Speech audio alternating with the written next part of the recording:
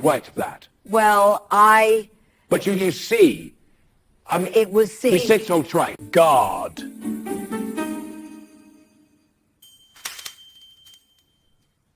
This, I'm leaving! What happens when one of Britain's most beloved actors walks into what should be a friendly morning chat show, only to find himself facing a host who seems more interested in stirring up controversy than conducting a proper interview?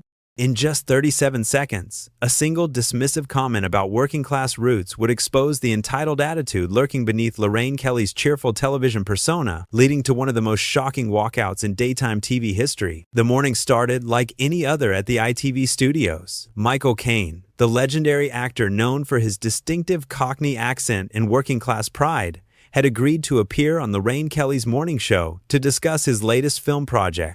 At 89 years old, Caine had seen it all in his decades-long career, from his early days struggling in London's East End to becoming one of cinema's most recognizable voices. He settled into the bright studio chair, expecting the usual lighthearted banter that morning television was known for. Lorraine Kelly, sitting across from him with her trademark smile, seemed pleasant enough at first. The cameras rolled, and she launched into her introduction with the practiced enthusiasm that had made her a household name.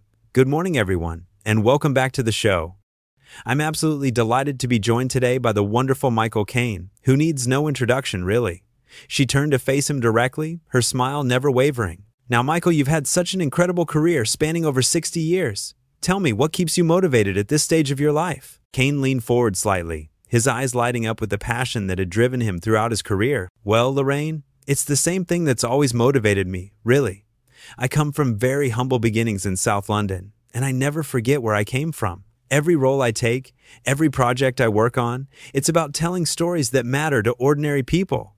That's what keeps me going." Kelly nodded, but there was something in her expression that suggested she wasn't entirely engaged with his answer. Yes, your background is quite well documented, isn't it? The whole rags to riches story. But surely now, with all your success, you must feel quite removed from those early days?"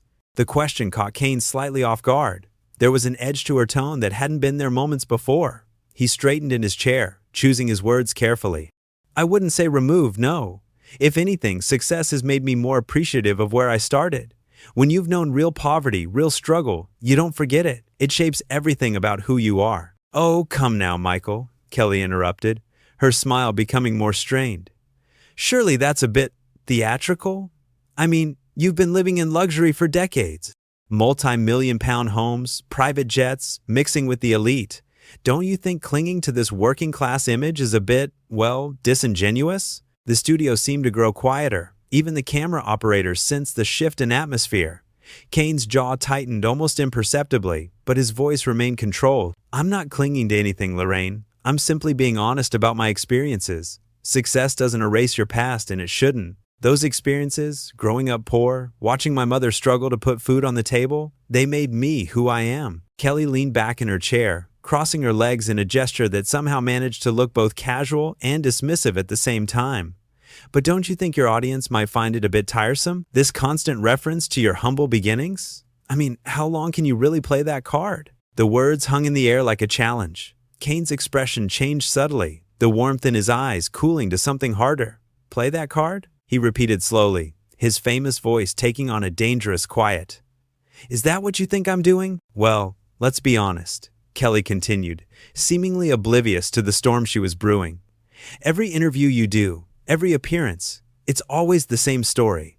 Poor boy from London makes good. Don't you think it's time to move beyond that narrative? Your fans might appreciate a bit more authenticity." The irony of her words seemed lost on her entirely. Here she was, questioning his authenticity while displaying a complete lack of understanding about what authenticity actually meant. Caine sat perfectly still for a moment, processing not just her words, but the casual cruelty behind them. "Authenticity," he said finally, his voice carrying the weight of nearly 9 decades of life experience. "You want to talk about authenticity? Let me tell you about authenticity, Lorraine. Authenticity is remembering the woman who raised you when everyone else had given up. Authenticity is never forgetting the people who believed in you when you had nothing. Authenticity is staying true to your values even when you're sitting in a television studio being told that your life story is tiresome." Kelly's smile faltered for just a moment, but she pressed on with the determination of someone who had never truly faced real hardship. "Oh, I'm not saying your story isn't inspiring, Michael. I'm just suggesting that perhaps your audience would enjoy hearing about your current lifestyle, your recent successes, rather than dwelling on the past. After all, that was a very long time ago." "A very long time ago," Kane repeated, his voice dropping to that unmistakable gravelly tone that had commanded attention in countless films. The words seemed to echo in the studio, and for the first time since the interview began, Kelly appeared to realize she might have crossed a line, but instead of backing down, she doubled down with the kind of oblivious privilege that comes from never having to fight for anything. "Well, yes," she said, adjusting her position in her chair with an air of superiority that was becoming increasingly difficult to ignore. "I mean, you're a successful actor now. You've been knighted, you've won Oscars, you have homes around the world. Surely those early struggles are just ancient history at this point?" Kane's hands, which had been resting calmly on the arms of his chair, slowly curled into fists, not in anger, but in the kind of controlled tension that comes from a lifetime of having to prove yourself to people who never had to prove anything to anyone. "Ancient history?" he said, his voice barely above a whisper but carrying more weight than if he had shouted. "Is that what you call the experiences that shaped a human being?" "Now don't get defensive," Kelly said with a patronizing laugh that seemed to slice through the air like a blade. "I'm simply trying to give you an opportunity to talk about your current projects, your current life. Our viewers are more interested in the glamorous Michael Caine of today than dwelling on old sob stories from decades past." The phrase "sob stories" landed like a physical blow. Several crew members exchanged uncomfortable glances. Even the most junior production assistant could sense that something had gone terribly wrong, but Kelly seemed completely unaware of the gravity of her words. She sat there with her perfectly styled hair and her designer outfit, a woman who had built her career on the foundation of other people's stories, dismissing the very experiences that had given one of Britain's greatest actors his depth and humanity. Caine was quiet for a long moment, his piercing blue eyes studying Kelly's face as if seeing her clearly for the first time. When he finally spoke, his voice carried the quiet authority of someone who had earned every word he was about to say. "Sob stories," he said slowly. "You think the story of a woman working 3 jobs to keep her children fed is a sob story. You think the story of a young man who left school at 15 to help support his family is a sob story." "Michael, please don't twist my words," Kelly interjected, but there was a nervous edge creeping into her voice now. She had spent years interviewing celebrities who were desperate for publicity, who would smile and laugh and agree with whatever she said just to promote their latest project. She had never encountered someone who refused to play along with their brand of superficial entertainment. "I'm not twisting anything," Caine replied, his composure never wavering. "I'm simply repeating what you said. You called the experiences that made me who I am sob stories. You suggested that my connection to my past is disingenuous. You implied that authenticity means forgetting where you come from." Kelly shifted uncomfortably in her seat, finally beginning to realize that she had seriously misjudged her guest. But rather than apologizing or backing down, she made the fatal error of trying to regain control of the situation through more condescension. "Look, I think you're being a bit oversensitive here. This is morning television, Michael. We're supposed to be having a light, fun conversation. You're making this far too serious." "Oversensitive," Caine repeated, and there was something dangerous in the way he said it. "Let me ask you something, Lorraine. Have you ever gone to bed hungry? Have you ever watched your mother cry because she couldn't afford to buy her children proper shoes? Have you ever been looked down upon by people who assumed you were worthless because of the way you spoke or where you came from?" Kelly's mouth opened and closed like a fish out of water. She had no answer because she had never experienced any of those things. She had grown up in a middle-class family, gone to good schools, and fallen into television work without ever having to fight for anything. The idea that someone might maintain a connection to their struggles, not out of self-pity but out of gratitude and respect, was completely foreign to her.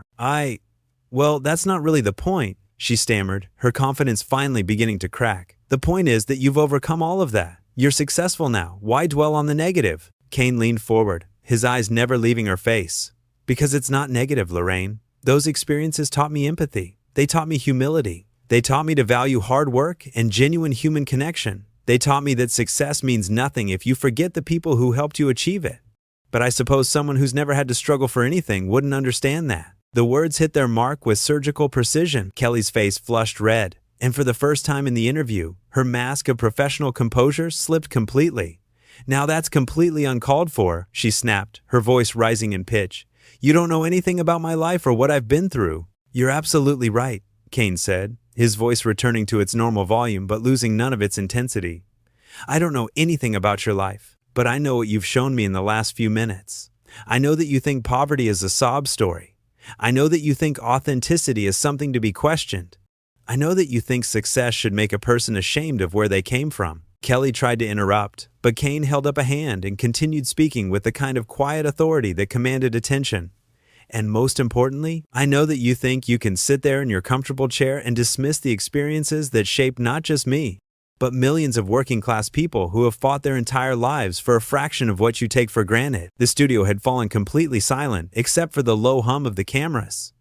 Even the director seemed frozen, unsure whether to cut away or let the confrontation continue. Kelly looked around desperately, as if hoping someone would come to her rescue, but she was entirely on her own. She had created this situation through her own arrogance and dismissiveness, and now she had to face the consequences.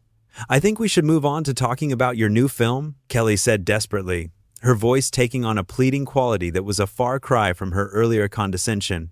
She shuffled through her notes with trembling hands, trying to find some way to salvage what had become a complete disaster. But Kane wasn't finished. The floodgates had opened, and decades of dealing with people who looked down on his background had reached a breaking point. No, he said simply, the single word carrying more weight than an entire speech.